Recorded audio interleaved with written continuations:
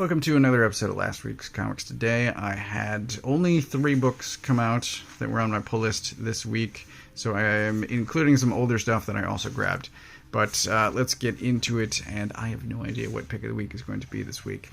We're going to start with Saga. This is issue 64. And as seen by the cover here, we've got a return of Petrichor. I don't want to show much, but we've got this guy as well, walking around in the sling. We've got this guy showing up again. It's funny, him talking about most of my people wear a tricorn. It's good.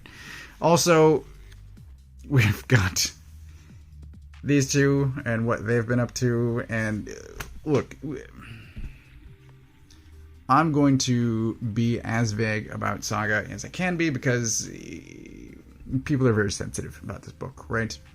There tends to be something major that happens, a sort of cliffhanger moment, something impactful each issue. I don't want to show it. I want to show the art that's gorgeous, and I want to tell you that it's great, but I also don't want to really talk about it. What's great? It is great, however, and highly recommended, and I think I'm just going to move on. Phantom Road, issue 3. I've really been enjoying Phantom Road thus far. It is only 2 issues long so far, but in those 2 issues, we've been following a pair. There's a man and a woman, and this marks a shift because there's a new cast member. She is investigating the events surrounding those 2 people, what has happened thus far in the first 2 issues, and it's really good. And already she's well established, sort of not quite fully fleshed out character, but she feels real. There's enough that I don't want to show that part, but there's enough where she's fully realized, and I've already said I loved issues 1 and 2. This is no exception. I don't really want to talk about this either, but like I said, she is investigating the events of those first 2 issues. She has a compelling backstory of her own that I would really like to dig more into in future issues, and there's a tiny bit more to the world that gets established here. I'm all in. I'm loving it. It's really good. Highly recommended. The last of the new books that I grabbed this week is the new Generation Joker, the new White Knight book. This is written by Collins. She had written the White Knight Harley miniseries that was also good. I don't know if you've only read the Sean Gordon Murphy books and skipped Harley, then I highly recommend grabbing that as well. It was drawn by a different artist, but here we've got, at least for me, my first Mirka Ndolfo, who fits in rather well with the White Knight established style. This cover is maybe a spoiler. If you look right down here, you may get an idea of what's happening. Also, these two, if you haven't yet read the end of the previous series, Beyond the White Knight, then you may or may not know who those 2 are. But this is off to, I think, a great start. I don't remember how long the series is supposed to be, presumably somewhere between 5 and 8 issues. There's a character in here with a ticking clock, so I would kind of expect it to be 7 issues based on that, but this is off to, I think, a great start. There were some surprise returns, very welcome to see surprise returns, so I don't remember if the whole series is on my pull list or not yet, but this is definitely, definitely will be, is what I'm saying. This is really good. I highly recommend it as well, and also another book that I don't really want to talk about or flip through too much. I keep flipping through these same couple of opening pages just in case anyone is unfamiliar, but it's off to a great start. Lastly, I grabbed the 3 final issues, so this is 3, 4, and 5, of the Power Rangers Ninja Turtles crossover. This is the second one, and I'll spoil something here for issue 5. It already sets up a 3rd series I don't know if that's been announced. I don't know if that's even happening, but there is setup for more. And I'm just now noticing those designs in the shell. So I've talked about the previous 2 issues. I was, I think, too old. I was not the target audience for Power Rangers in my youth. However, my brother is 5 years younger than me, and he loved the show, and it was frequently on in our house. So I am familiar with Power Rangers, and the integration of these 2, I think, is well done. It makes sense. I don't have any problem with it. It is pretty wild, though. Just sort of some of the things that happen.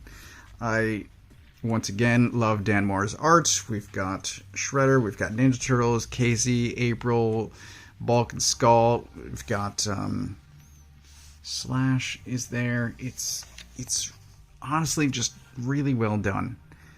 There are a couple of things like this. I think this is the only look at his leg. There was something I wanted to comment on, and it's seen here on these 2 covers, right? So his leg is there, and you mostly get a thigh, and then his leg is here, and I'm like, oh, I guess T-Rex legs do kind of make sense, but there's just not many, and I'm going to show off something else later, there's just not many, like, full body pictures. Most of it is bust or head, and there's one thing I'll show off in a minute that I just wish I'd gotten a better glimpse of beforehand so that I could see.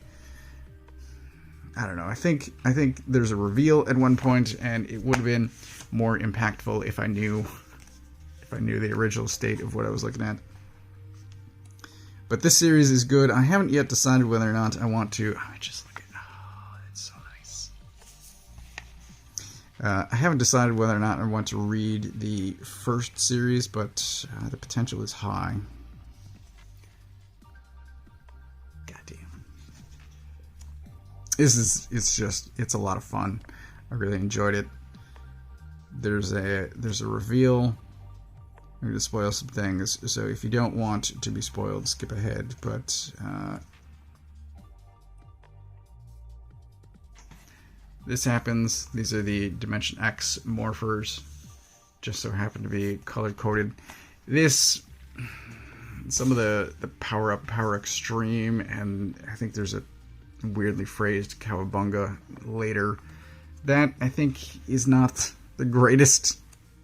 This. Oh my god. So Krang in a Megazord. It's friggin' insane.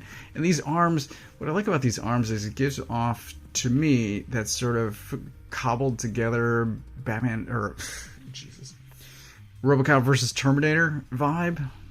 I really like these bare arms. Just that, it's perfect. I love it. I don't know why Krang is so huge, but whatever. This is kind of awesome. Up against that is a Dragon Zord, and there's also a giant, for some reason, oversized Metalhead. And then here's the insane thing. At some point, the two merge. And this does look cool. However, there's not really any better establishing shot of what the Dragon Zord looks like other than this. So I'm like, I don't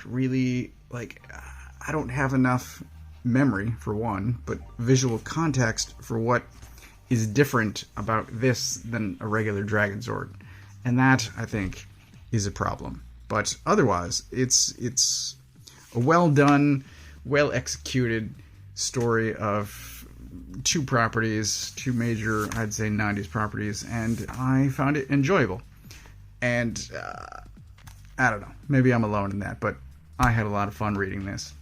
So that is everything that I picked up this week. I'm just going to say all three of these are good. Possibly Phantom Road edges out the other two as pick of the week, but all of them are great. All of it is recommended. It was a really good, although small, week. But that is everything that I got this week. As always, I get all of my books from a local comic shop If you don't know where yours is, you can use this URL to find the one closest to you. Thanks for watching.